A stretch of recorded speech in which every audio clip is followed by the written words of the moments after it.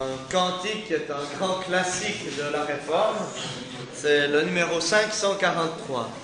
C'est un rempart que notre Dieu. Je vous invite à vous lever pour le chant de ce cantique. 543.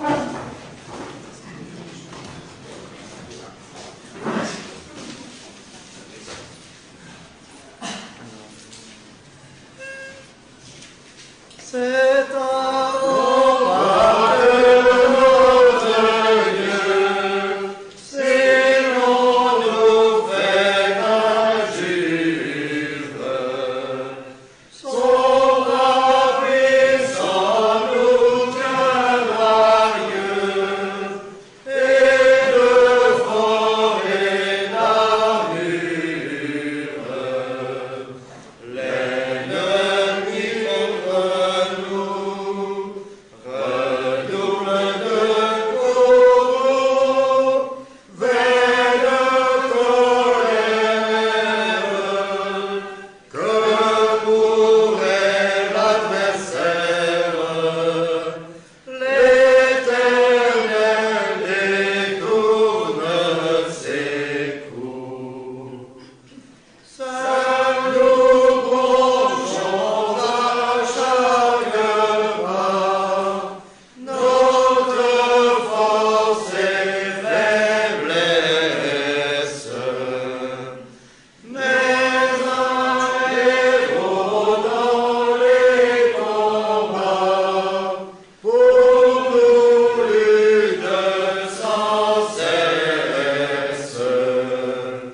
Quelle est sa défense? C'est toi puissant sauveur, Dieu des armées, pétri du opprimé, connaisse l'homme libérateur. Que les démons forgent des fers pour accabler l'Église. Saint-Seigneur brave les enfers, sur le rocher assise. Constant dans ton effort, en vain avec la mort, Satan conspire pour briser son empire. Il suffit d'un mot du Dieu fort. Ils seront victorieux dans toutes nos détresses. Répand sur nous du haut des cieux ta force et ta sagesse. Que nous conserve nos liens, ta main nous garde, plus loin nos yeux regardent, car ton royaume est pour les tiens. Nous restons debout pour la prière. Je demanderai. Alors, je suis très reconnaissant à mon ami David Vaughan d'avoir accepté de parler de la justification en fin de matinée. C'est très encourageant pour moi de regarder en arrière toutes ces années que la pastorale a existé et continuera sans doute à exister. L'autre jour, je regardais mes notes et j'ai vu qu'à la première pastorale de Dijon, qui était à Dijon même, j'ai parlé sur le thème de la justification par la foi à partir des textes de Galates et de Romains 1. et nous n'étions que 14 ou 15, 18 cette année-là. Et je pense qu'il n'y a que 3 ou 4 d'entre nous qui restent aujourd'hui de cette première promotion. En tout cas, merci David d'avoir accepté ce changement. Alors, je vous propose de lire, avant de commencer mon étude, la confession ou le symbole de Nicée-Constantinople que vous trouvez dans vos livres de cantiques à la page 737. Et vous verrez par la suite pour quelle raison je lis ce passage ce matin.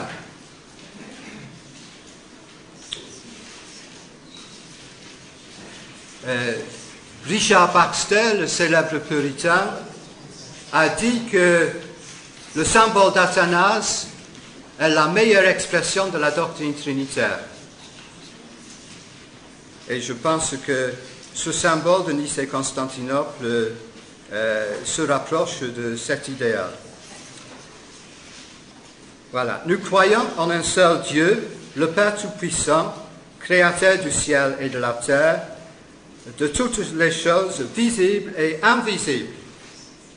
Nous croyons en un seul Seigneur, Jésus-Christ, le Fils unique de Dieu, né du Père avant tous les siècles, Dieu venu de Dieu, lumière issue de la lumière, vrai Dieu issu du vrai Dieu, engendré et non créé, d'une même substance que le Père, et par qui tout a été fait, qui pour nous les hommes et pour notre salut est descendu des cieux et s'est incarné par le Saint-Esprit dans la Vierge Marie et a été fait homme.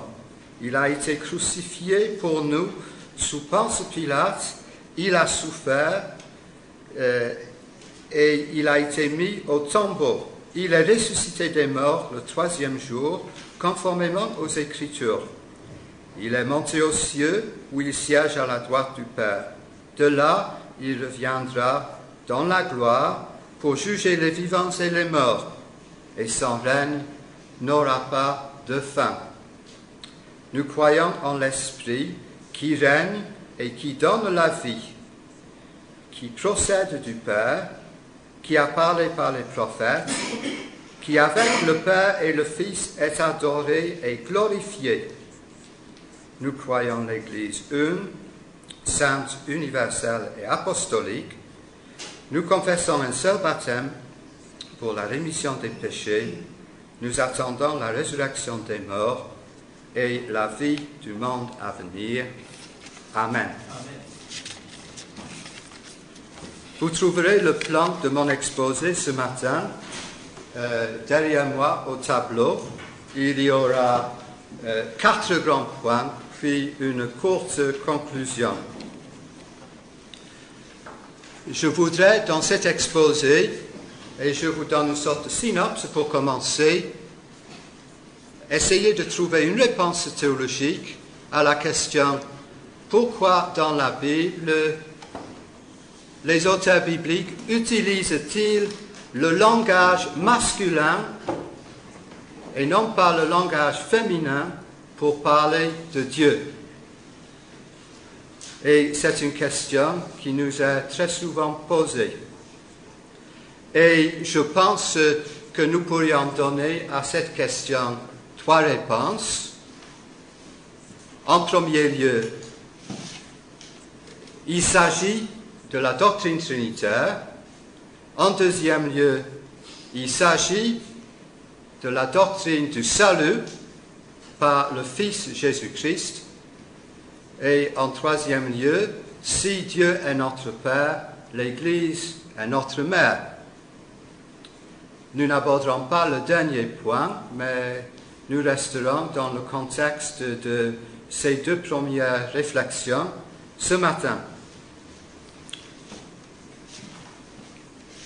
Après avoir rédigé mon étude, j'ai trouvé un très bon livre à ce sujet en anglais par John Cooper, intitulé « Notre Père qui es aux cieux, le langage chrétien, la foi chrétienne et le langage inclusif au sujet de Dieu. Je suis d'accord avec presque tout ce qui est écrit dans ce livre, sauf que M. Cooper, qui est professeur de théologie systématique à Calvin Seminary aux États-Unis, essaie de justifier le ministère pastoral de la femme.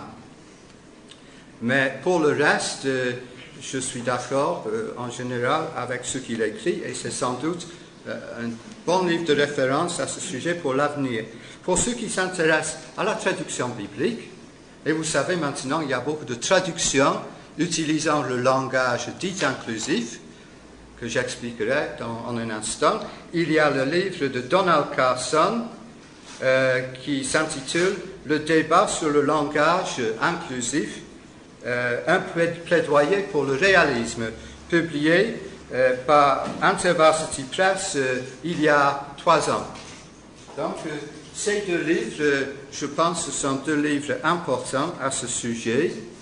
Il y a en français peu de publications ou pas de publications qui défendent la position que je vais défendre.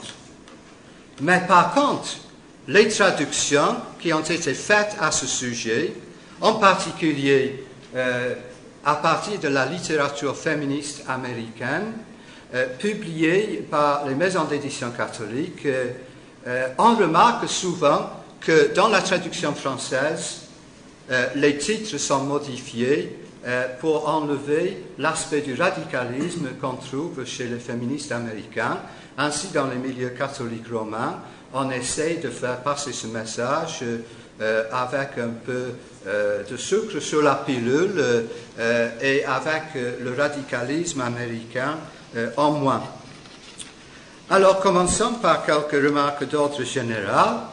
Le premier point, notre arrière-plan. L'Ecclésiaste nous dit qu'il n'y a rien de nouveau sous le soleil. Je pense que c'est là une affirmation concernant la condition humaine et son péché, et non pas sur les structures sociales qui sont variables et qui changent au cours de l'histoire. Et une des idées majeures de notre époque, un des mouvements importants, a été la féminisation de la société, ou pour être plus exact, l'arrivée de l'égalitarisme homme-femme dans tous les domaines de la vie.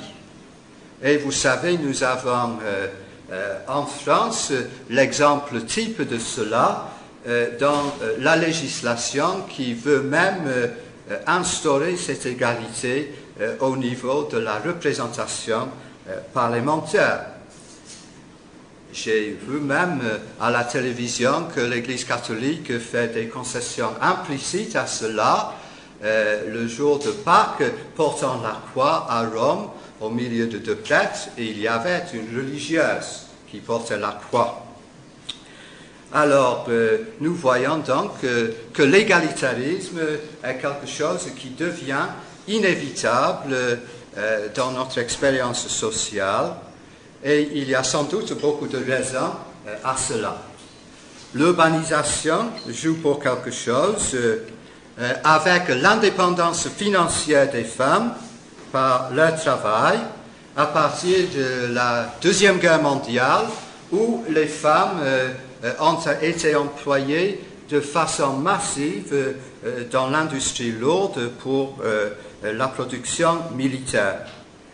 Mais aussi, après cette réalité nouvelle, il est arrivé dans la société ce que l'écrivain John Updike a appelé le paradis de la pilule, qui a permis le relâchement du lien entre l'activité sexuelle et la procréation. Et ceci aussi a fortement contribué à la déconstruction des unités familiales au niveau de notre société. À l'ouest comme à l'est, la famille a subi des attaques que nous ne pouvons pas ignorer. dans notre Occident, ces attaques sont venues de la sécularisation. À l'Est, ces attaques sont venues plutôt du côté gouvernemental dans les mesures politiques qui ont été appliquées en ces pays concernant le divorce et l'avortement, par exemple. Mais partout, nous voyons que notre monde a subi la forte pression du rouleau compresseur de la modernité, du matérialisme et de la sécularisation. Et le résultat a été que la vision chrétienne de la famille et des rapports entre les sexes a été modifiée profondément et a été marginalisée dans nos sociétés. La nouvelle loi sur le Pax en France en est l'illustration parfaite. Mais juste en passant, je voudrais indiquer quand même une anomalie que nos contemporains ne voient pas. Concernant la situation de la femme en Tunisie et la possibilité de la répudiation de la femme par l'homme dans l'islam, j'ai entendu sur les actualités à la télévision, il y a l'autre semaine, des critiques fondamentales disant que c'était du machisme inacceptable. Mais sous le Pax, un des partenaires peut répudier sans son accord, la vie avec l'autre partenaire. Autrement dit, le Pax établit en Occident la répudiation du côté de l'homme et introduit dans notre société le même genre d'injustice qui existe sous l'islam. Mais personne ne voit cela, bien sûr. Alors, l'égalitarisme n'est pas passé à côté de l'Église. Et je ne veux pas parler du débat sur le ministère féminin aujourd'hui, ce n'est pas mon propos, mais bien sûr, comme on pourrait s'y attendre, l'Église a cherché à se mettre à l'ordre du jour de l'égalitarisme dans ses structures et dans sa vie. Et un des aspects de cet égalitarisme dans l'Église, c'est l'introduction dans certaines liturgies de l'expression « Dieu est notre mère ». Et l'Église méthodiste en Angleterre a proposé qu'on peut même prier le Notre Père en s'adressant à Dieu comme Notre Père ou Notre Mère qui est aux cieux. Et maintenant, nous avons aussi des traductions de la Bible qui sont ce qu'on appelle en anglais gender inclusive, c'est-à-dire on cherche à trouver dans la traduction même l'égalité entre lui et elle, et on cherche le plus possible à remplacer le mot homme dans le sens générique par le mot personne, et on cherche au niveau des titres de Dieu d'introduire des titres féminins aussi bien que les titres bibliques traditionnels. Tout cela se passe dans la pratique des églises et l'importance pour nous, c'est de pouvoir répondre à la question de nos paroissiens, de nos fidèles, pourquoi on ne peut pas prier à Dieu comme notre mère. Est-ce qu'il y a une raison ou est-ce que c'est tout simplement la tradition? Tout cela est un peu normal dans les églises libérales, parce que les églises pluralistes, depuis le début du XIXe siècle, ont eu comme projet de rendre le christianisme acceptable pour ceux qui le méprisent. Et donc, le projet du libéralisme théologique, dans son sens le plus profond, a été de mettre l'Église à la lumière de ce qui est courant dans la société, de faire la modernisation de l'Église, d'ouvrir les fenêtres et de faire de sorte que l'Église s'adapte à la modernité et au courant de pensée moderne.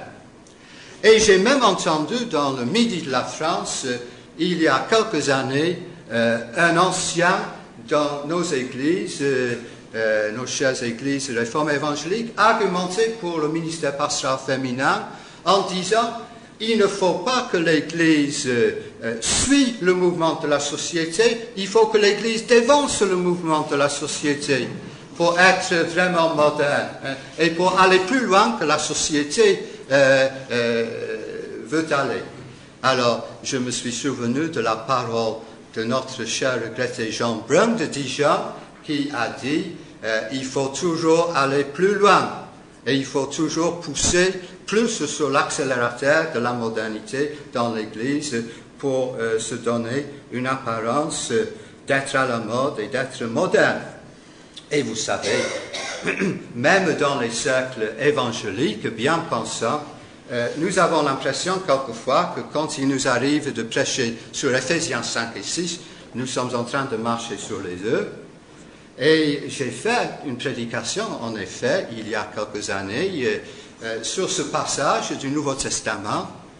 Et après, un des anciens de l'Église s'est levé après ma prédication pour corriger ma prédication parce qu'il pensait que cela était nécessaire.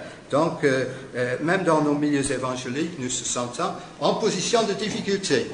Et un de mes collègues m'a dit qu'il est allé entendre un concert, quelque chose que je ne ferai pas parce que j'aime pas cette musique-là, de musique gospel ou spirituelle, comme on dit, un groupe qui s'appelle le Black and White Gospel Singers, qui sont célèbres assez dans le midi de la France, qui font les salles pleines. Et puis, dans une de leurs chansons, ils ont chanté « Dieu est notre Père, Dieu est notre Mère ». Et vous voyez, ça passe même à travers cette forme de communication soft dans la mentalité des gens. Alors, la sociologue française, Evelyne Sulero, a dit que notre société moderne est devenue matricentrée. Et ceci est vrai dans nos églises, avant tout dans les pays latins, où les églises sont fortement peuplées de femmes. Je suis allé à un service funèbre dans une église catholique il y a quelque temps. Et quand nous sommes arrivés, quand le cortège est arrivé devant l'église catholique sur la place du village, les femmes sont entrées dans l'église avec quelques sous-hommes comme moi, et les hommes sont allés, puisqu'il pleuvait, en face dans le bistrot pour attendre la fin du culte. Et François Gonam m'a dit un jour qu'une des raisons pratiques pour lesquelles il n'a pas été favorable au ministère pastoral de la femme dans nos églises, c'est qu'on risquerait dans certains endroits de trouver des églises populées et conduites entièrement par des femmes sans les hommes présents du tout dans le culte de dimanche. Alors, vous savez que l'absence dans les pays latins des hommes date aussi de la dépopulation de la Première Guerre mondiale, où il y a des millions d'hommes tués en France. Et c'est à partir de 1928 déjà en France que le ministère pastoral a été introduit dans l'Église réformée d'Alsace et de Lorraine. Et les autres ont suivi par la suite, et maintenant ça devient la pratique, même dans des églises évangéliques qui l'auraient refusé, même dans les églises pentecôtistes qui l'auraient refusé il y a quelques années. Alors dans cette situation, on nous dit que parler de Dieu comme Père constitue une image masculine. Cela vient du patriarcat et ce langage masculin, quand on l'utilise dans notre époque illuminée, fait preuve de chauvinisme et de machisme. Et sous ce jour, les images masculines dans la Bible utilisées pour Dieu sont considérées au mieux comme des expressions de l'adaptation culturelle par l'accommodation divine à nous. Donc, Dieu a utilisé cette forme de langage pour s'accommoder à la société de l'époque, où, dans le pire des cas, ces images sont tout simplement une expression de la culture ambiante, et donc nous sommes libres de les réformer et de les changer. Alors, ce n'est pas utile pour nous, et à mon avis, ça échouera si vis-à-vis des paroissiens, des fidèles, nous disions tout simplement Dieu est décrit en termes masculins parce que dans la Bible, l'homme est créé avant la femme et c'est à cause de l'ordre créationnel que Dieu est décrit ainsi. Mais cela repousse la question juste un pas plus loin, parce que les récits de la création eux-mêmes sont considérés par beaucoup de chrétiens aujourd'hui comme tout simplement des effets du patriarcat et du conditionnement culturel. Donc, mon souci est apologétique. Si nous voulons défendre l'usage biblique d'appeler Dieu Père uniquement, nous avons à trouver des raisons saines, théologiques, pour faire ainsi. Et si nous ne pouvons pas trouver des raisons théologiques et bibliques pour appeler Dieu Père, je dirais que nous sommes plus ou moins perdus. Et que nous ne pouvons pas défendre notre pratique de façon biblique. Donc, mon souci ce matin est à la fois théologique et apologétique. Alors, deuxième point, question de langage. Jean Brun, pour le citer encore, en parlant des linguistes, et dans ce cas-là, il parle, je pense, de Grémas, le grand linguiste français, aimait dire qu'il n'y avait personne comme les linguistes pour parler de façon confuse. Et en parlant du langage, les linguistes inventent un langage qui est incompréhensible pour le commun des mortels. Alors, j'espère qu'en abordant la question du langage ce matin, je ne vais pas me lancer dans des sophismes qui sont obscurs, mais je pense que ce point est important. Il y a, je pense, du côté féministe, quand on aborde la question du langage biblique, il y a 4 positions. Il y a la position des féministes évangéliques, que je laisserai à côté, parce que les féministes évangéliques aux États-Unis en particulier essayent de s'adapter au courant du jour tout en maintenant un minimum de respect pour la doctrine de l'inspiration biblique. Mais il y a des féministes égalitaires. Et une féministe égalitaire, c'est la théologienne Marie Atter, qui a écrit un livre important, La Nouvelle Ève en Christ. Et ici, de façon très modérée, Madame Atter cherche tout simplement à établir un égalitarisme entre l'homme et la femme dans la pensée et au niveau du langage. Il y a des gens qui sont des féministes qui sont plus radicales encore, qui disent l'égalitarisme ne suffit pas, parce que l'égalitarisme permet toujours de dire que la nature est égale, mais les fonctions sont différentes. Et il faut affirmer aujourd'hui que l'homme et la femme sont identiques. Une position qui adopte ce point de vue en France sera exprimée dans les livres d'Elisabeth Badinter, par exemple, et du côté théologique par notre chère Claudette Marquet. Dans son livre, ou peut-être je devrais dire sa livre,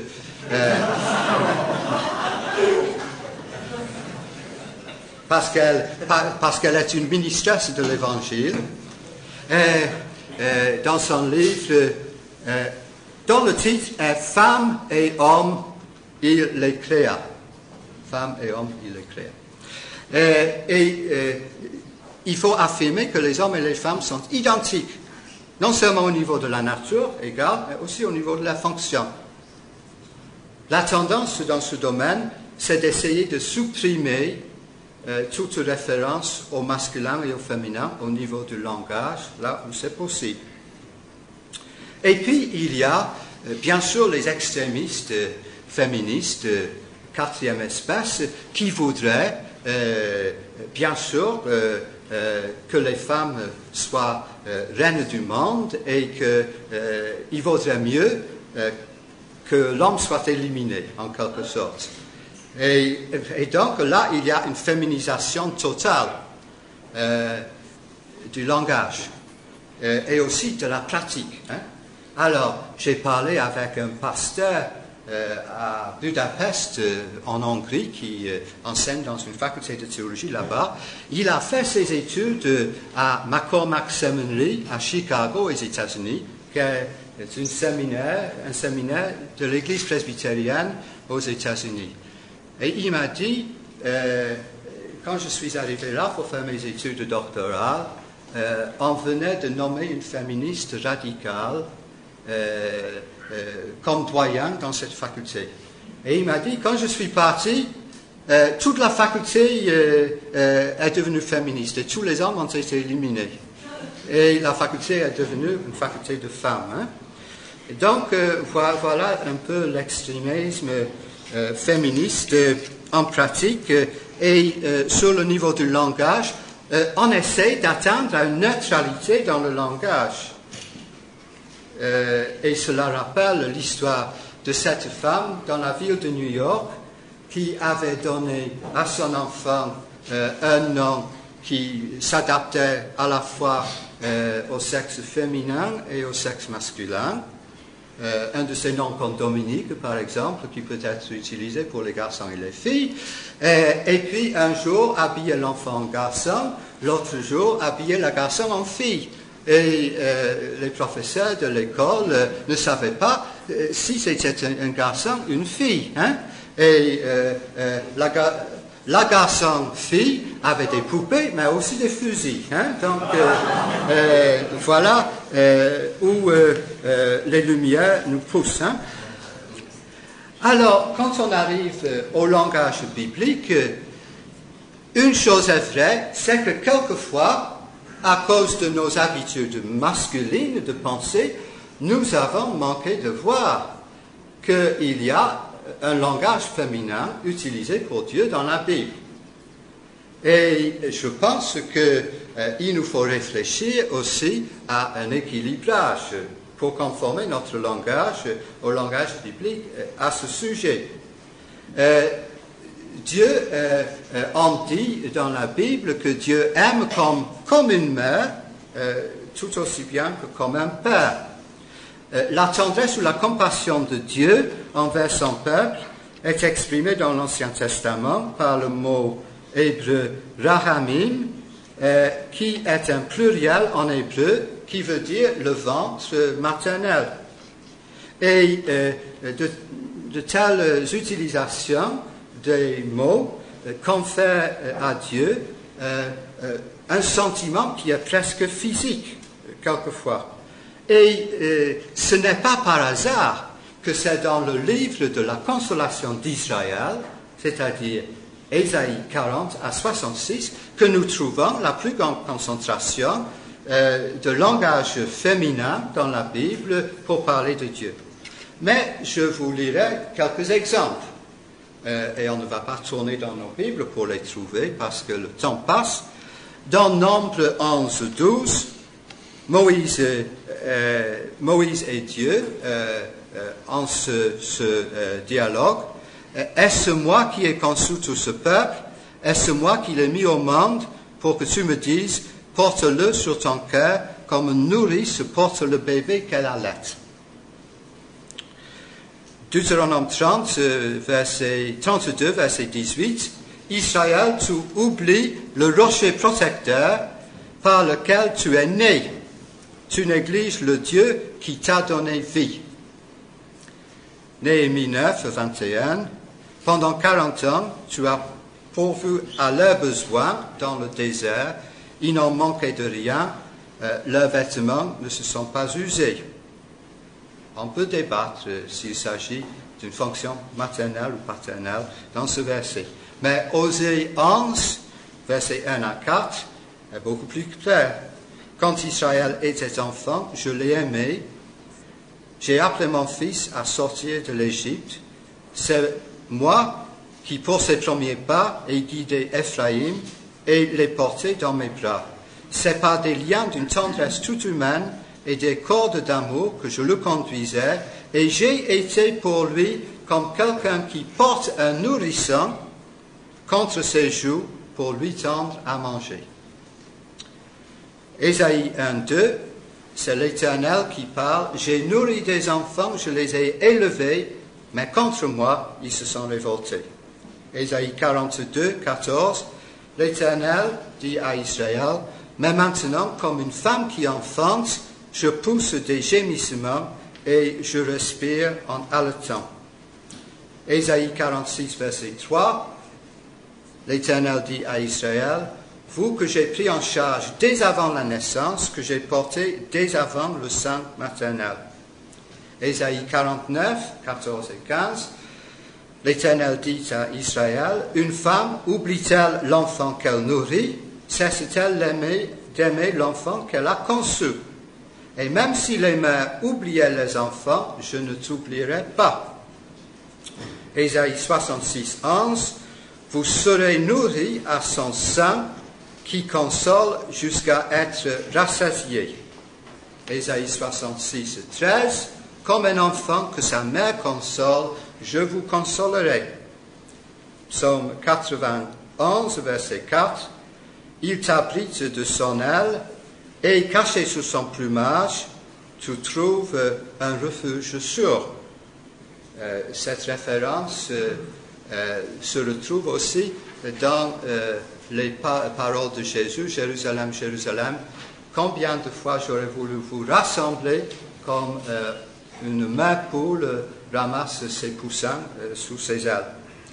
Psaume 131, verset 2, je suis resté tranquille et dans le calme, je me sentais comme un nourrisson rassasié dans les bras de sa mère, comme un nourrisson apaisé.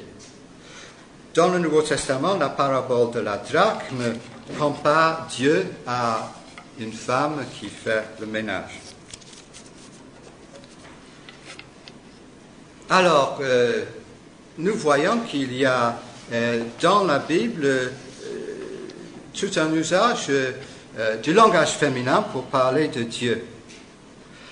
Alors, comment donc aborder cette question, la question du langage? Alors, il y a bien sûr des gens qui essayent d'argumenter ainsi. Dieu est tout autre.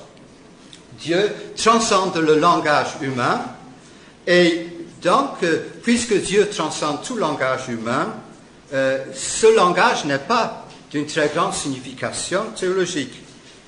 Donc, modifier notre façon de parler et utiliser « elle » pour Dieu au lieu de « lui » et utiliser « mère » au lieu de « père » n'a pas de très grande signification. D'autres approches disent que la variété du langage biblique nous permet de substituer des mots féminins pour des mots masculins concernant Dieu, ou d'échanger les pronoms personnels pour Dieu, de masculin en féminin. C'est la position des féministes américains Rosemary Ruther et Mary Daly, qui ont suggéré que des mots substituts doivent être utilisés pour Dieu et que c'est légitime d'appeler Dieu Dieu est ou déesse, Dieu elle, rédemptrice ou Sophie. Alors, on essaie ainsi d'enlever le stigme, les stigmata masculins du langage biblique. Et on dit même que le langage masculin relève de l'expression d'une culture androgyne, idolâtre. Et donc, changer les mots pour Dieu, c'est en réalité mener le combat contre la supériorité masculine qui est idolâtre. Et Mary Daly, féministe américaine, dit là où Dieu est masculin, l'homme est Dieu. Là où Dieu est masculin, l'homme est Dieu. Voilà comment elle conçoit les choses. De façon beaucoup moins radicale, nous trouvons une tentative ou des tentatives de militer contre le langage patriarcal, par exemple dans le livre de Jürgen Moltmann sur la Trinité. Alors, l'écrivain Marie Atter, que j'ai cité, dans son livre La Nouvelle Ève en Christ, avance des critiques qui sont pour moi très importantes par rapport à ses positions. Elle dit, en premier lieu, et ça m'a donné une piste de réflexion, je dois l'avouer, qu'on ne peut pas dire que dans la Bible, les métaphores féminines ont une signification théologique, mais pas le langage masculin. Donc, en quelque sorte, les féministes sont pris dans leur propre piège en essayant de faire des métaphores féminines dans la Bible les choses importantes. Et donc, elles sont obligées de liquider une partie de la révélation biblique. Et c'est une procédure qui s'autodétruit à ce moment-là. Mais le point important que indique Madame Atter, c'est que de façon plus générale, le langage féminin dans la Bible est métaphorique. Et le langage féminin ne soutient pas le développement théologique que soutient le langage masculin.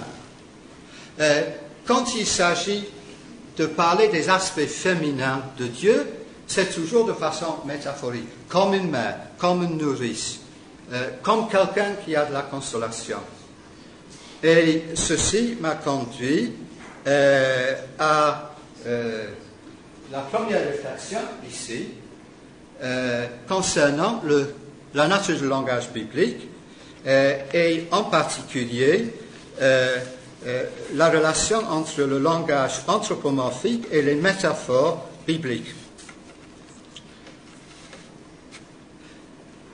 Il y a une tendance fâcheuse chez certains théologiens de dire que puisque tout le langage biblique est anthropomorphique,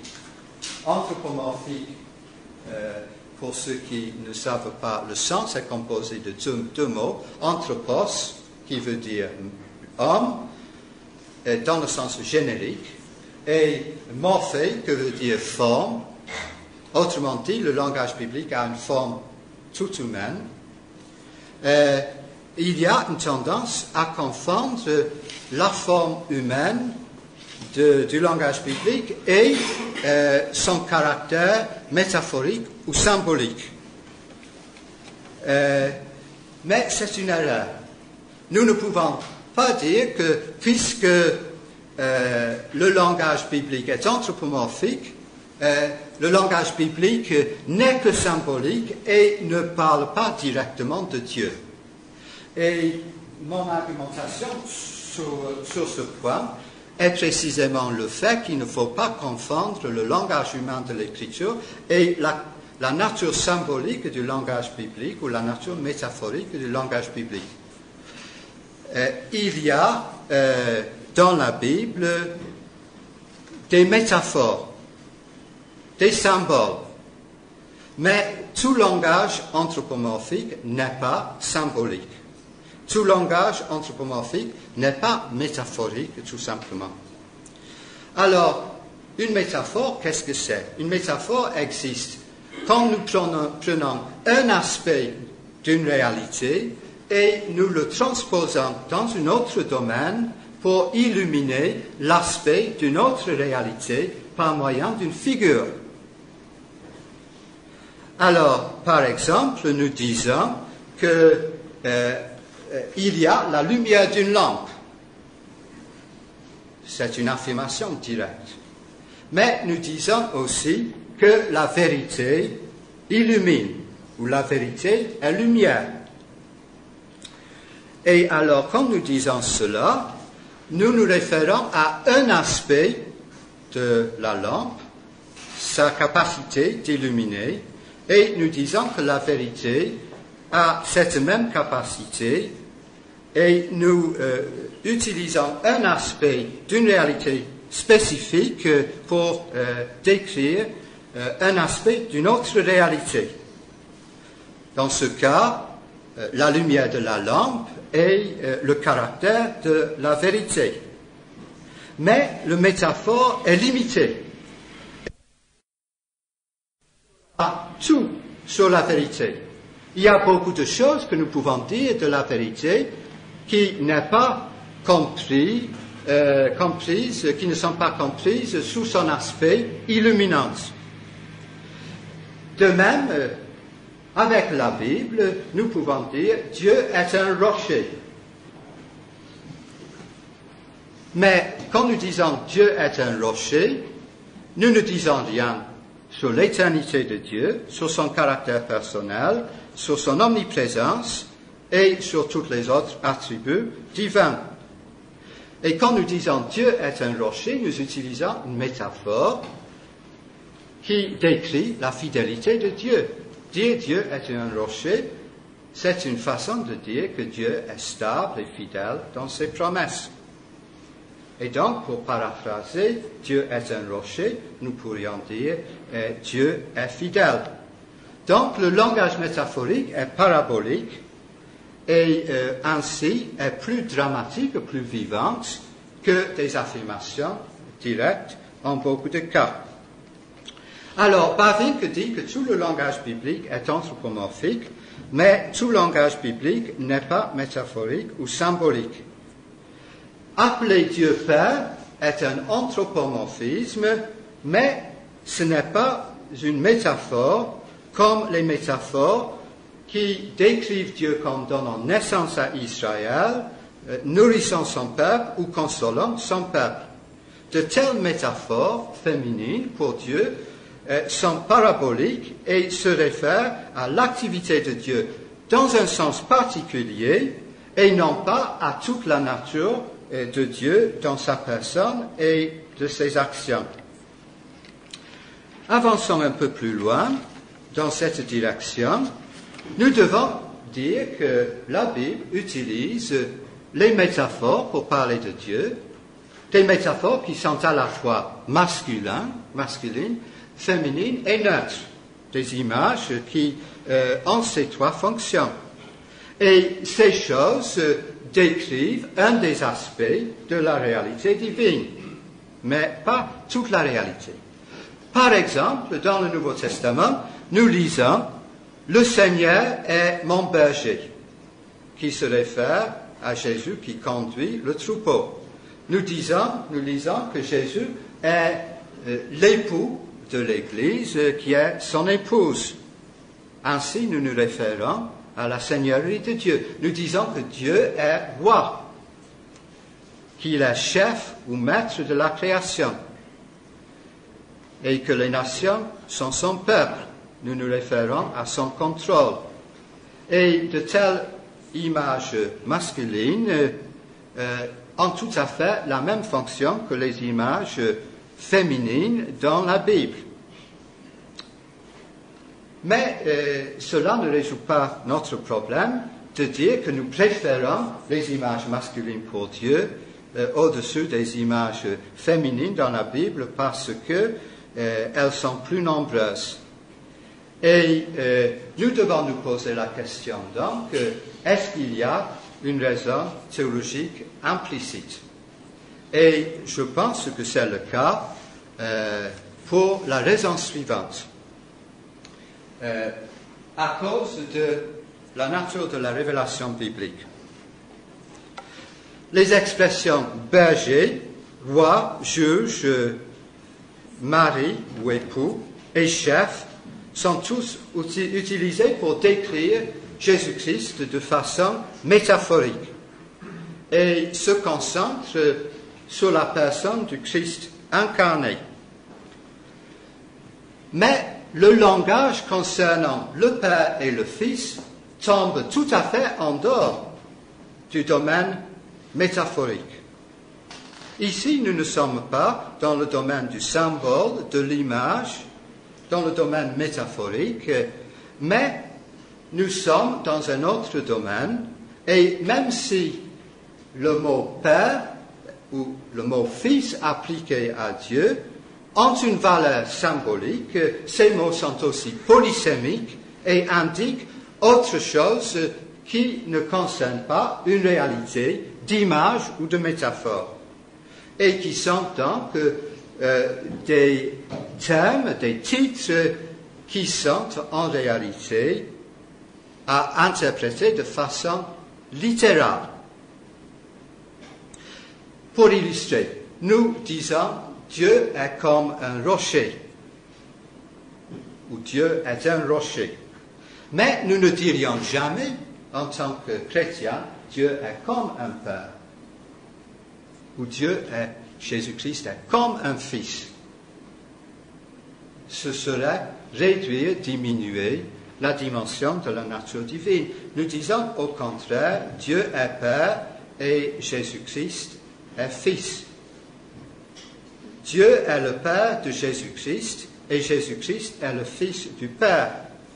Et même si sur un niveau métaphorique, ces expressions sont andromorphiques et ont une connotation masculine, aussi bien qu'une connotation anthropomorphique, dans ce cas, le métaphore est transcendé parce que nous avons affaire à une proposition révélée par Dieu quant à sa propre nature. C'est Dieu qui dit « Je suis le Père éternel ». Et là, nous ne sommes plus dans le domaine métaphorique, mais nous sommes dans le domaine d'une proposition révélée. En effet, nous pourrions aller beaucoup plus loin, et je voudrais aller jusque-là, pour dire que quand nous disons que Dieu est Père, Jésus-Christ est le Fils, et le Saint-Esprit est l'Esprit de Dieu, ces expressions résument, comme des propositions révélées, tout ce que nous pouvons dire de Dieu sur le plan théologique. Parce que ces expressions, sur le plan théologique, se réfèrent non seulement au Dieu transcendant, à la Trinité transcendante, ces expressions se révèlent à la Trinité de révélation et aussi à la Trinité du salut. Donc, la Trinité immanente, la Trinité économique et la Trinité sotériologique. Et ces expressions, Dieu est Père, le Fils est le Fils de Dieu et l'Esprit est l'Esprit de Dieu, sont des expressions qui s'appliquent à ces trois niveaux différents et donc ne sont pas bibliquement tout simplement des métaphores sur le plan humain pour nous permettre de concevoir Dieu ou parler de Dieu. Ceci est mon point fondamental.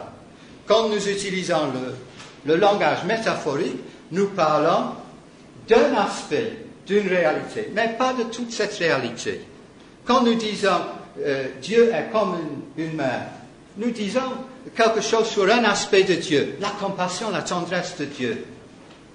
Mais quand nous disons Dieu est Père, nous parlons de Dieu dans son éternité, de Dieu par rapport à Jésus-Christ dans l'incarnation et de Dieu comme notre Père à qui nous pouvons dire Abba Père, en reconnaissant le caractère personnel de Dieu par rapport à nous. Donc, les expressions Père, Fils et Saint-Esprit disent en quelque sorte quelque chose sur toute la réalité de Dieu, non pas tout simplement un aspect de la réalité divine. Et c'est pour cette raison que j'ai lu avant notre conférence ce matin, que j'ai lu le symbole de Nicée-Constantinople. Mais quand nous disons que Dieu est Père, nous disons que Dieu est arché, que Dieu est sans origine, qu'il est à l'origine de toutes choses. Nous disons aussi que Dieu a engendré de toute éternité son Fils Jésus-Christ de la même nature que lui. Et nous disons que Dieu est notre Père parce qu'il nous a adoptés dans le Fils pour avoir part à l'héritage glorieux de Jésus-Christ. Jésus, comme Fils de Dieu, de l'autre côté, identifie qui est Jésus dans sa personne et dans son œuvre. Le Logos du prologue de Jean est le Logos, le Fils éternel de Dieu, qui devient Fils par son acte d'auto-humiliation. Il s'est abaissé, qui est devenu Fils comme prophète, prêtre et roi, de par son obéissance, pour accomplir notre salut, le Fils sauveur, qui est manifesté comme Fils de Dieu dans la gloire de la résurrection, et qui est le Fils qui reviendra en gloire et devant qui tout le monde fléchira le genou et dira, confessera que Jésus-Christ est Seigneur et Fils de Dieu. Donc, l'expression Fils décrit toutes les dimensions de la personne de Jésus-Christ. Et puis, si un des pères de l'Église a dit que Dieu est l'arché, le début, comme le chef, et que le Fils et le Saint-Esprit sont comme les deux bras opérants dans la création, le Saint-Esprit aussi est l'Esprit de Dieu. Augustin dit que c'est dans l'Esprit que le Père et le Fils ont la communion éternelle. Et le Fils de Dieu n'est pas une présence féminine en Dieu, cela est une idée que les féministes ont inventée de toutes pièces à partir de quelques indications dans certains pères de l'Église, mais le mot esprit dans le grec, comme chacun le sait, est un mot neutre, et quand l'évangéliste Jean utilise les pronoms personnels pour l'esprit, il utilise, en faisant une faute grammaticale, il utilise l'expression masculine pour décrire l'esprit. Et il dit lui et non pas elle quand il parle de l'esprit, même si pneuma est neutre dans l'évangile de Jean. Alors, l'Esprit de Dieu est l'esprit de la communion entre le Père et le Fils. C'est l'esprit en qui nous sommes adoptés pour avoir part à l'héritage du Fils. Et donc, tout comme l'esprit est l'esprit de la communion en Dieu, l'esprit est l'esprit de la communion entre nous et le Fils, selon l'enseignement magistral de Jésus dans Jean 14 à 16. C'est dans l'Esprit, dans sa puissance, dans sa communion et dans notre participation en lui que nous devenons à notre tour enfants de Dieu.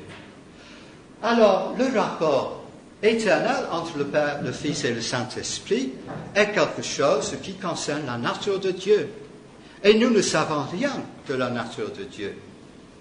Nous ne connaissons pas Dieu dans sa nature. Nous connaissons Dieu dans ses personnes. Donc, parce qu'il s'est révélé dans le Père, pas comme le Père, dans le Fils et par le Saint-Esprit. Jésus se révèle comme étant un avec le Père. Mon Père et moi sommes un. Si vous m'aviez connu, vous auriez connu le Père. Et donc, nous pouvons conclure que même si nous ne savons pas la nature de Dieu, ces termes masculins pour décrire Dieu et pour décrire l'œuvre de Dieu dans le salut et dans le renouveau de la création ne sont pas des symboles anthropomorphiques parce que Dieu est ni masculin, ni féminin, ni neutre. Dieu est au-dessus du genre humain, mais par ces expressions, Dieu cherche à indiquer son caractère personnel. L'expression Père ne nous dit pas que Dieu est masculin. Loin de là. L'expression Père nous dit que Dieu est l'origine de toutes choses. L'expression Fils ne nous dit pas que Jésus-Christ est masculin. Et je pense que le caractère masculin de Jésus-Christ est sans signification théologique. Cela a une signification sotériologique parce que Jésus-Christ devient le deuxième Adam et remplace le premier homme. Dans ce sens-là, le caractère masculin de Jésus-Christ a une signification, mais pas dans le sens de sa nature, de Dieu en soi, dont nous ne connaissons pas grand-chose. Mais l'expression « fils » dans le Nouveau Testament n'est pas une expression de masculinité, mais indique que Christ est l'héritier. L'héritier. Et donc, c'est ça qui est visé dans l'expression « Dieu le Fils », pas le caractère masculin de Jésus-Christ. Et je pense qu'il faut savoir dire ces choses face aux féministes. La Bible, quand elle utilise des expressions masculines, n'est pas en train de dire que Dieu est un homme, ou que Jésus-Christ est un homme, ou que le Saint-Esprit est un homme. Le sexe n'est pas envisagé. Le sexe est une réalité, une politique qui appartient à la création de Dieu, mais pas à Dieu lui-même. Et donc, le Père indique Dieu comme l'origine, le Fils indique Jésus-Christ comme l'héritier, et le Saint-Esprit indique la puissance de communion et de gloire, de compassion et de renouveau qui vient de Dieu. Alors, ainsi, nous pouvons conclure qu'il y a dans la révélation deux choses qu'il faut distinguer. Dieu utilise le langage masculin pour décrire l'ensemble de son être et de ses actions, mais Dieu ne veut pas dire par là qu'il est homme ou qu'il est mâle. C'est là la conclusion de cette deuxième partie. Et maintenant, la conclusion de la troisième partie, c'est que la meilleure raison pour continuer à utiliser dans l'Église les expressions masculines pour parler de Dieu, Dieu est notre Père, Jésus-Christ est le Fils, c'est tout simplement que nous avons à conformer notre langage au langage biblique. C'est le moindre des choses que nous pouvons faire pour respecter la façon dont Dieu s'est révélé à nous. Dieu aurait pu peut-être se révéler par des termes féminins, mais il a choisi, pour une raison précise que nous verrons dans quelques instants, il a choisi des expressions masculines et il y a une raison à cela. Et à cause de cette révélation et de sa forme, nous devons respecter cette structure. Dieu emploie des expressions masculines, Père, Fils et Esprit, pour parler de lui, non pas pour nous dire qu'il est mâle, mais pour nous dire qu'il est personnel. Dieu est l'origine personnelle, le Fils est l'héritier personnel, le Saint-Esprit est la puissance personnelle. Et ces expressions sont des propositions révélées, mais des propositions révélées qui ont un caractère personnel. Ce sont des anthropomorphismes personnels, comme le nom divin « Je suis ». Et dans la Bible, les métaphores ou le langage masculin a précédence sur le langage féminin et sur le langage neutre pour parler de Dieu. Et c'est cela qui nous permet de nous adresser à Dieu comme notre Père, à Jésus-Christ comme le Fils, de façon personnelle. Et ainsi, nous arrivons, je pense, au centre de notre question. Est-ce qu'il y a une raison pour laquelle Dieu se révèle de cette façon-là et pas d'une autre façon? Et je pense que c'est tout à fait évident de l'Écriture qu'il y a une raison à cela et nous allons aborder cette raison dans le prochain point qui concerne la paternité et la séparation de la création. Mais juste une parenthèse avant d'arriver à ce point 3. Nous pouvons noter que dans les religions monothéistes, le judaïsme, le christianisme et l'islam, si des métaphores d'ordre féminin sont utilisées pour Dieu, des anthropomorphismes féminins sont entièrement absents pour parler de Dieu. Dans le judaïsme, le christianisme et l'islam, Dieu ne se présente jamais au féminin. Et il en est ainsi aussi pour les religions monothéistes ailleurs, par exemple dans certaines religions africaines. Par contre, dans les religions indiennes, égyptiennes, babyloniennes, grecques, romaines, polynésiennes, aussi bien que dans les religions de la nature qui ont caractérisé le Moyen-Orient ancien, ces religions sont polythéistes et sont caractérisées par une multitude de déesses aussi bien que par une multitude de dieux. Ces religions sont polythéistes et les déesses ont une situation importante dans ces religions. Mais est-ce que la religion indienne ou égyptienne est moins patriarcale que la religion monothéiste? Et la réponse est non. Alors, comment ça se fait que dans les religions monothéistes, uniquement des expressions masculines sont utilisées pour parler de Dieu, alors que dans les autres religions polythéistes, des expressions féminines sont utilisées pour décrire Dieu, et que le patriarcat, soi-disant, existe partout?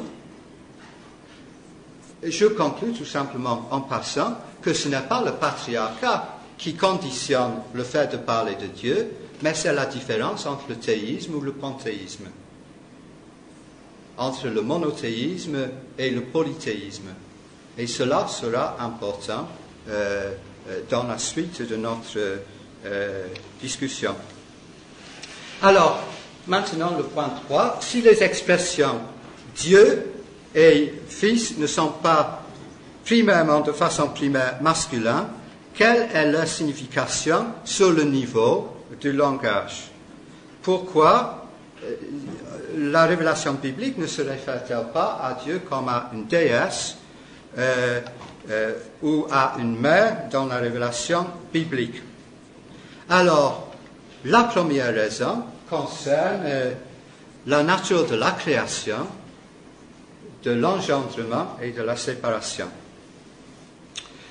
Dans le credo que nous avons lu que le Fils est du Père seul, il n'est ni créé, ni fait, mais il est engendré. Le Fils est donc non créé et engendré. Quand on engendre une réalité, on engendre une réalité de la même nature que soi. Adam engendra un fils qui était à l'image d'Adam. Donc, l'engendrement implique une identité de nature. Jésus-Christ est non créé, il est incréé. Et donc, il est de même nature avec Dieu. Et donc, concernant l'Esprit, le credo dit, le Saint-Esprit est du Père et du Fils, ni fait, ni créé, mais il est procédé du Père et du Fils. Et donc, l'Esprit est égal avec le Père et le Fils. Et ce langage doit retenir notre attention.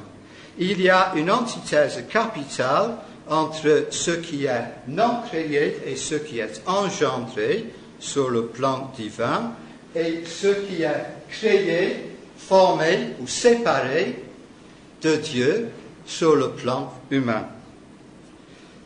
Ceci est pourquoi les premiers chapitres de la Genèse, comme M. Kelly nous a rappelé, emploient le mot bara uniquement avec Dieu comme sujet. Et dans un livre magistral, le théologien catholique Paul Beauchamp, Création et séparation, indique que le commandement et la volonté divine établissent une distinction de nature entre Dieu et tout ce qui est créé. Et donc, la paternité divine par rapport à la création indique une différence qualitative ultime entre Dieu et le monde, entre Dieu et tout ce qui est créé. Tout ce qui est créé est immanent, tout ce qui ne l'est pas est transcendant et est de l'ordre divin. Et donc, en créant, Dieu sépare le monde de lui-même. Le monde a son identité propre qui est différente de l'identité de Dieu. Et tout comme un père donne naissance à un fils en l'engendrant, et le fils est séparé de lui, et une entité distincte de son père, de même, la création est distincte de Dieu, et c'est pour cette raison que, quand nous appelons Dieu Père, nous indiquons la séparation entre Dieu et le monde. Ici, c'est pour éviter toute confusion de nature que Dieu est appelé et s'appelle Père dans la révélation biblique. Et uniquement le Fils et le Saint-Esprit sont de la même nature que lui. Ils sont transcendants et différents de la réalité humaine comme le Père.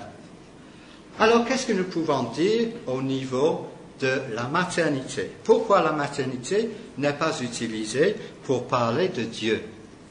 Il me semble que la Bible ne dit jamais que Dieu est mère, parce que porter un enfant, nourrir un enfant, donner naissance à un enfant et engendrer un enfant sur le plan humain, comme fonction maternelle, indique une identité de fusion entre la mère et l'enfant.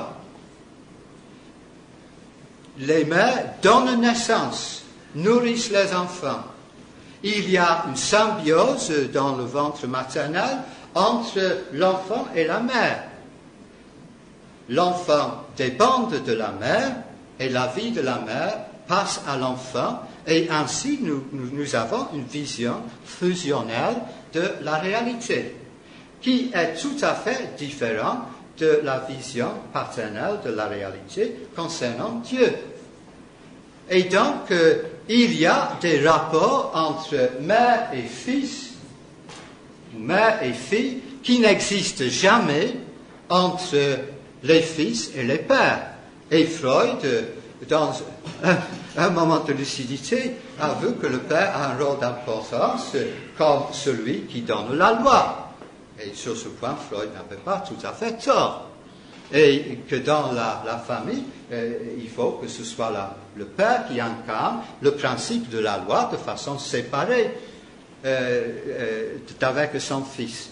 Mais la fonction maternelle est toute différente. Et une illustration de cela, c'est ce qui se passe sur les champs de bataille quand les hommes sont en train de mourir. Est-ce que les hommes, en train de mourir sur les champs de bataille, disent « mon père » ? Non, ils disent « muti » ou ils disent « mother » ou ils disent « mamma mia » ou ils disent « madre », hein? Mais ils ne disent pas « padre », etc., ou « papa », ou etc. Il y a une identité fusionnelle, un rapport entre la femme et l'enfant qui est fusionnel, qui n'existe jamais entre le père et l'enfant. Et qu'est-ce que cela veut dire? D'ailleurs, c'est intéressant en passant de constater que la science moderne nous dit que les enfants reçoivent le genre sexuel à partir de la fonction paternelle, pas maternelle, mais je ne développe pas ce point ce matin. La différence entre le langage père pour Dieu et le langage mère pour Dieu, c'est la différence entre le théisme biblique, le Dieu transcendant, créateur qui sépare le monde, et le panthéisme où le monde existe en Dieu et Dieu existe dans le monde.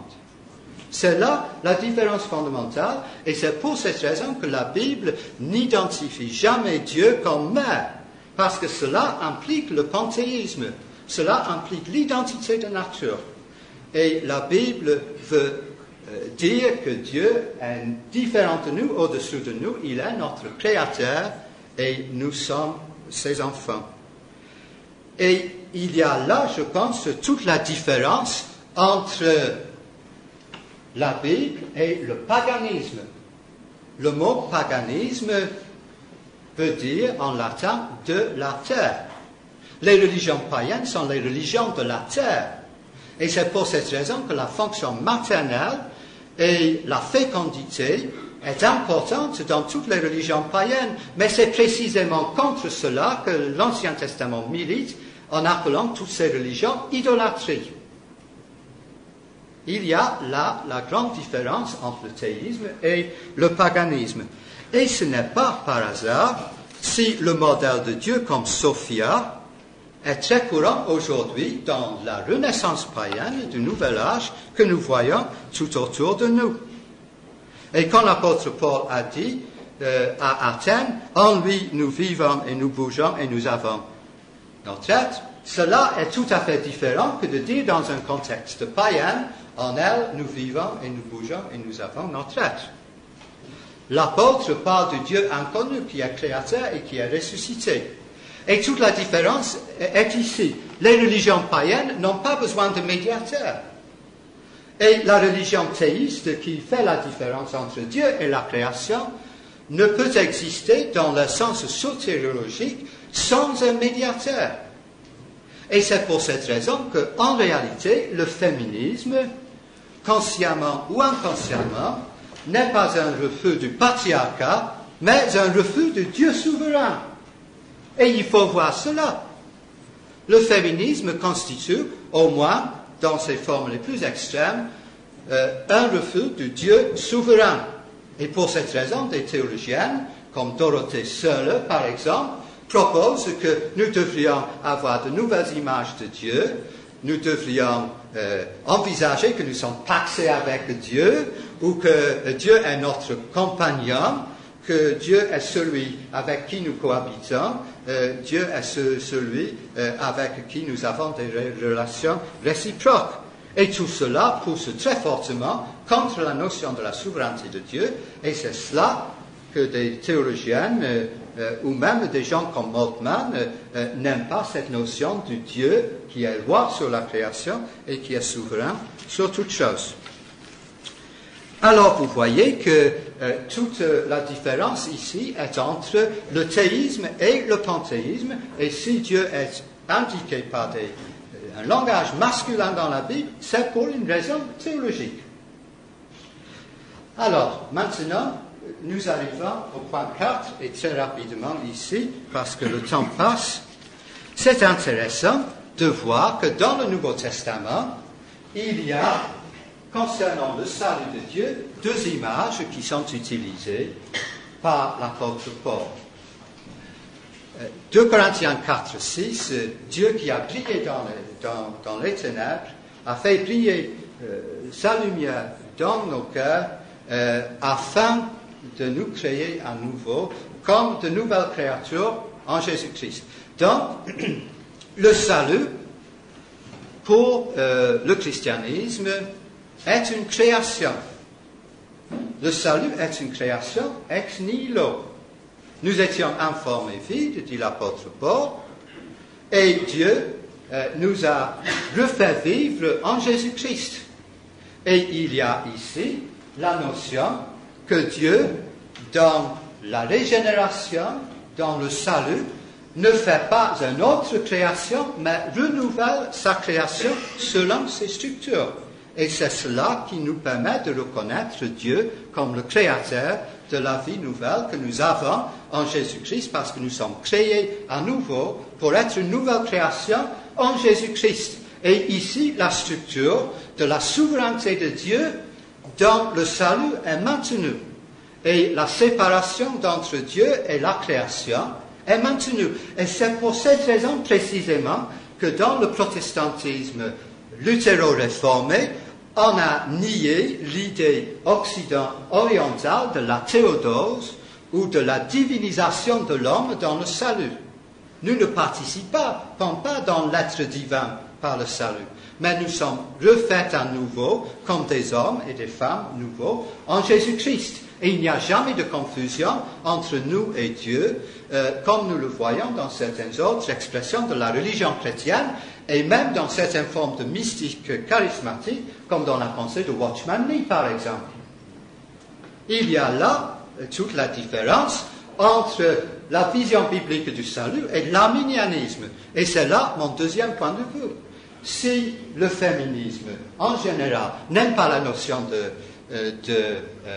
la souveraineté de Dieu, c'est que le féminisme est en général une sorte très poussée d'arminianisme, où l'homme, ou plutôt la femme, devient sa propre sauveuse, où la femme devient l'origine et la raison d'être de sa propre identité et de sa propre vie, où la femme recrée pour elle une nouvelle identité humaine qui est féminine. Ça, c'est de l'arminianisme, sans médiateur. Le féminisme n'a pas besoin de Jésus-Christ. Et c'est pour cette raison que Dorothée Soler, je pense, refuse la notion de la réconciliation vicaire de Jésus-Christ sur la croix. Alors, tout cela va ensemble. Mais l'autre image pour le salut dans le Nouveau Testament, c'est l'image de la résurrection. Nous sommes ressuscités d'entre les morts avec Jésus-Christ. Et ici, nous pouvons faire le lien avec ce qui a été dit sur le psaume 2, verset 7 hier. Jésus-Christ est proclamé dans sa résurrection Fils de Dieu.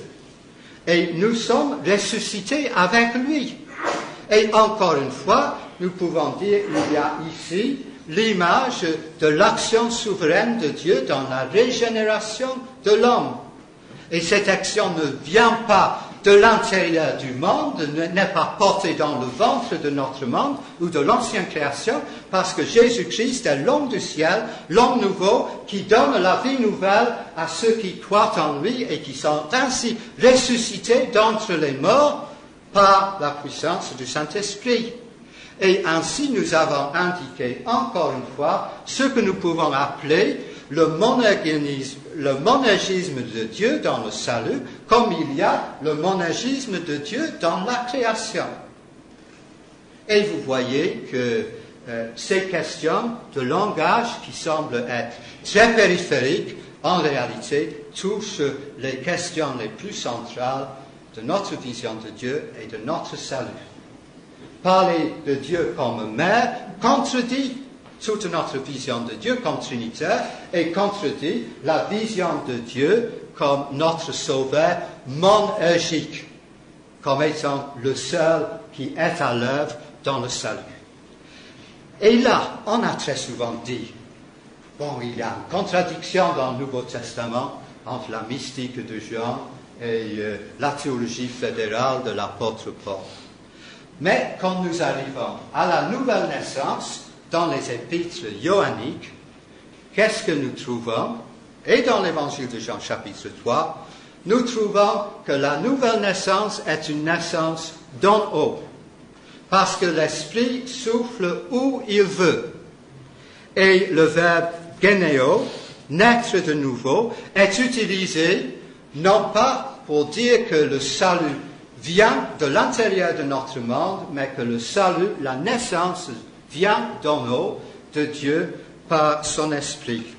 Et je n'ai pas besoin ici de vous donner une exégèse de Jean 3, chapitre que vous connaissez tous de façon très approfondie, j'en suis sûr, mais j'insiste sur le fait que pour entrer dans le royaume de Dieu, pour voir le royaume de Dieu, il faut naître par l'Esprit. Et dans les écrits johanniques, le verbe genao indique toujours le point d'origine. Et donc, les théologiens discutent, est-ce qu'il s'agit de l'action maternelle ou de l'action paternelle dans cette nouvelle naissance?